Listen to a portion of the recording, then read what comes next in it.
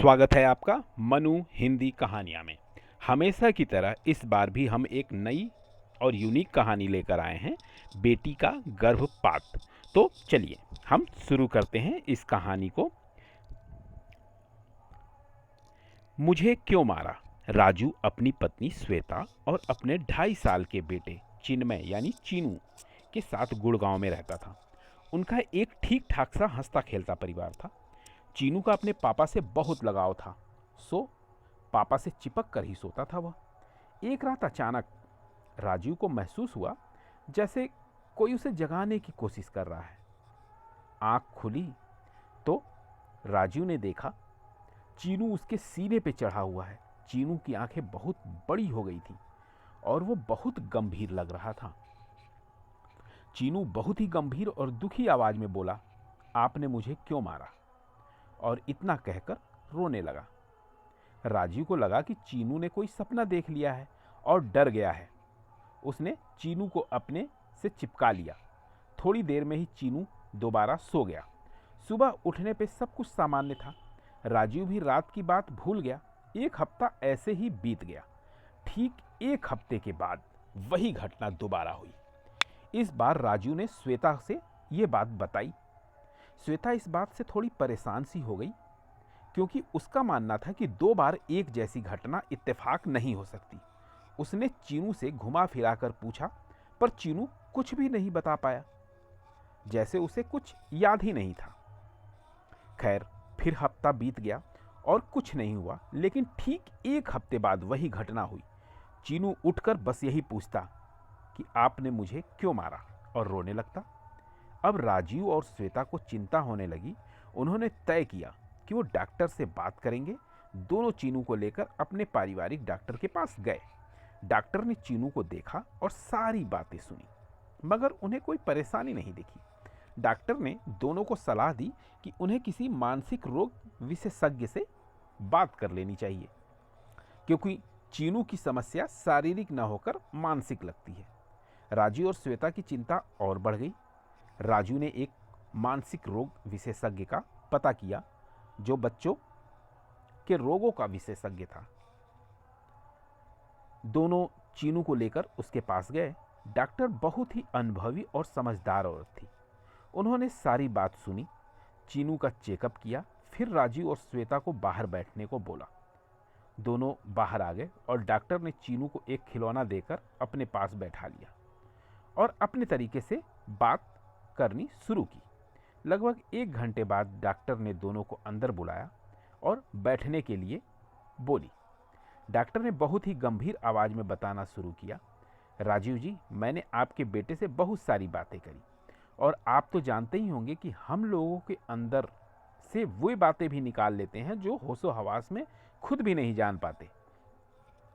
बातों ही बातों में जो मैं चीनू से जान पाई वो आपको बताना चाहती हूँ। हो सकता है आपको मेरी बातें थोड़ी अजीब लगें, पर यह सच हो सकता है।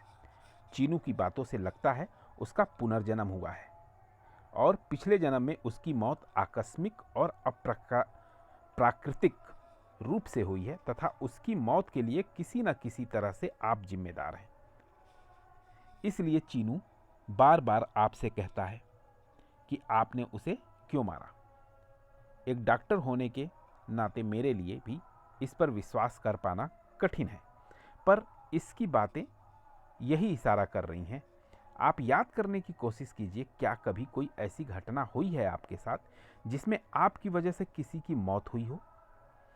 राजीव याद करने की कोशिश करता है, मगर उसे कुछ भी याद नहीं आता। तीनों घर आ जाते हैं, पर राजीव के दिमाग में अभी भी डॉक्टर की बात गूंज रही थी। रात में सोते समय राजीव फिर से अपने दिमाग पर जोर डालकर सोचता है, और तब उसे याद आता है करीब 6 साल पहले जब उसने नई कार खरीदी थी। एक दिन वह देर रात ऑफिस से निकलकर घर जा रहा था, तभी एक सुनसान जगह पर उसकी कार की टक्कर एक मोटरसाइकिल से हो गई। टक्कर की वजह से मोटरसाइकिल और उस पर सवार व्यक्ति सड़क के किनारे जा गिरे। एक तो नई कार, ऊपर से सुनसान जगह। राजीव घबरा गया और कार नहीं रोकी। राजू ने श्वेता को पूरी बात बताई, लेकिन यह भी कहा कि उसे बिल्कुल नहीं पता था कि वो आदमी बचा या नहीं। दोनों इस बात को लेकर बहुत घबराए हुए और बेचैन थे। राजू ने श्वेता से कहा कि वो उस आदमी के बारे में पता लगाकर रहेगा, क्योंकि उसे उम्मीद थी कि शायद वहां से चीनू के ठीक होने का कोई रास्ता मिल जाए। राजू ने पता लगाना शुरू किया तो पता चला कि वो आदमी ज्यादा चोट लगने के कारण वहीं मर गया था। मानेसर थाने में रिपोर्ट दर्ज हुई थी और उस आदमी की शिनाख्त हो गई थी, पर कार वाले का पता न लगने के कारण केस बंद कर दिया गया है। ये सारा ब्यौरा और उस आदमी का नाम पता थाने में मौजूद था। राजू ने जान पहचान निकालकर उस आदमी का नाम और पता मालूम कर लिया। अब राजू और श्वेता ने तय किया कि वे वहां जाएंगे और पता करेंगे कि क्या हुआ था। अगले ही दिन दोनों चीनू को लेकर उस पते पर पहुंच गए। घर की चौखट पे पहुंचकर राजू ने चीनू की तरफ देखा, मगर चीनू बिल्कुल सामान्य था। ये एक पुराना सा घर था। राजू ने धड़कते दिल से घर का दरवाजा खटखटाया। थोड़ी देर के बाद एक करीब 40 से 45 वर्ष की महिला ने दरवाजा खोला।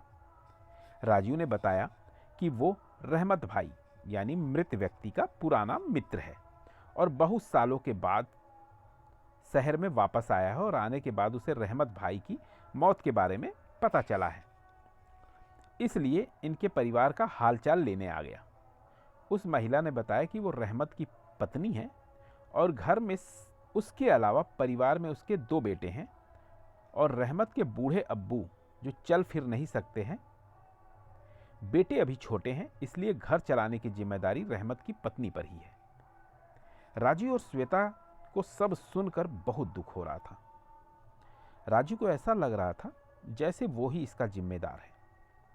सारी बातों के बीच कई बार राजू और श्वेता ने चीनू की तरफ देखा, मगर चीनू की ओर से कोई विशेष प्रतिक्रिया नहीं दिखाई दी। थोड़ी देर बाद उन्होंने उन लोगों से विदा ली और अपने घर चल दिए। रास्ते में श्वेता ने राजू से पूछा कि उसने उन लोगों से चीनू के बारे में बात क्यों नहीं की। राजू ने कहा कि चीनू की प्रतिक्रिया से ऐसा कहीं से महसूस नहीं होता कि वह उस घर को या वहां के लोगों को पहचानता हो, और पता नहीं सारी बात जानकर वो लोग क्या करते। राजू के हिसाब से उनको अभी थोड़ा और देख समझकर कदम उठाना चाहिए। इस बीच एक बार फिर वही घटना हुई। चीनू ने राजू को जगाया और कहा, आपने मुझे क्यों मारा, और रोने लगा। राजू ने चीनू को अपने सीने से लगा लिया और बोला, मैं आपको आपके घर लेकर गया था, पर आपने पहचाना ही नहीं।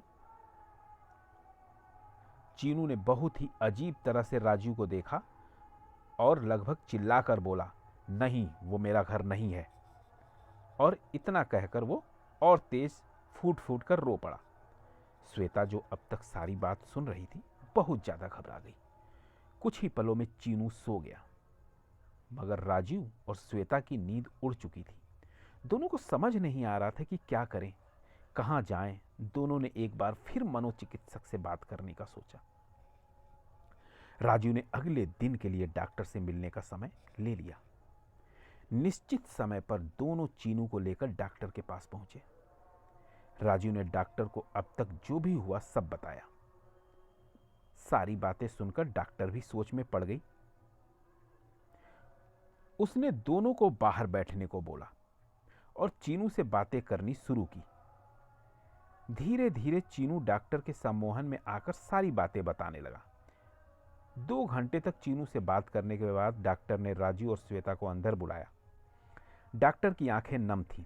डॉक्टर ने श्वेता की ओर देखकर पूछा, श्वेता जी, अगर आप बुरा ना माने तो मैं आपसे कुछ बहुत निजी सवाल करना चाहती हूँ। श्वेता ने तुरंत जवाब दिया, डॉक्टर, अगर यह मेरे बेटे की बीमारी से संबंधित है तो आप जो चाहे पूछ सकती हैं। डॉक्टर ने चीनू को नर्स के साथ दूसरी तरफ भेज दिया और श्वेता से बात करनी शुरू की। चीनू के जन्म से पहले आप एक बार गर्भवती हुई थी, मगर आपका गर्भपात हो गया था, क्या यह सच है? श्वेता थोड़ी परेशान होकर बोली, हाँ, मगर इस बात का चीनू से क्या संबंध है? डॉक्टर ने श्वेता की आंखों में देखते हुए बोला, आपने गर्भपात क्यों कराया? श्वेता कुछ नहीं बोली, केवल राजीव की ओर देखने लगी। राजीव बोला, डॉक्टर, यह तब की बात है जब हमारी शादी को केवल 1 साल हुआ था और हम परिवार को बढ़ाने के लिए पूरी तरह तैयार नहीं थे। इसलिए डॉक्टर ने उनकी बात को काटते हुए कहा, क्या केवल यही वजह थी या कुछ और थी? इतना सुनने के बाद श्वेता रोने लगी। डॉक्टर ने बोलना शुरू किया, मैं सच सुनना चाहती हूँ राजीव जी, आपके मुंह से। राजू के चेहरे पे बेचैनी और घबराहट थी। उसने बोला, दरअसल बात यह है कि हमें पता चल गया था कि वो लड़की है और पहला बच्चा लड़का चाहते थे। इसलिए मैंने श्वेता को इस गर्व को गिराने के लिए समझाया। डॉक्टर ने कहा, और इसलिए आपने अपनी ही बेटी की जन्म से पहले ही हत्या कर दी। आज वह आपके बेटे के रूप में आकर आपसे अपनी हत्या का जवाब मांग रही है। जी हाँ, चीनू आपकी उसी बेटी का पुनर्जन्म है। शर्म आनी चाहिए आपको। आप जैसे पढ़े लिखे लोग ऐसा करेंगे और औरों को हम क्या समझाएंगे। जाइए अपनी बेटी से माफ़ी मांगिए, हो सकता है वो आपको माफ़ भी कर दे, क्योंकि बेटियां ऐसी ही होती हैं। लेकिन मैं और ये समाज आपको कभी माफ़ नहीं करेगा। कैसी लगी यह कहानी मुझे कमेंट में ज़रूर लिखिएगा। कहानी पसंद आए हो तो चैनल को सब्सक्राइब कीजिएगा और इस कहानी को आपका कीमती वक्त देने के लिए आपका बहुत बहुत धन्यवाद।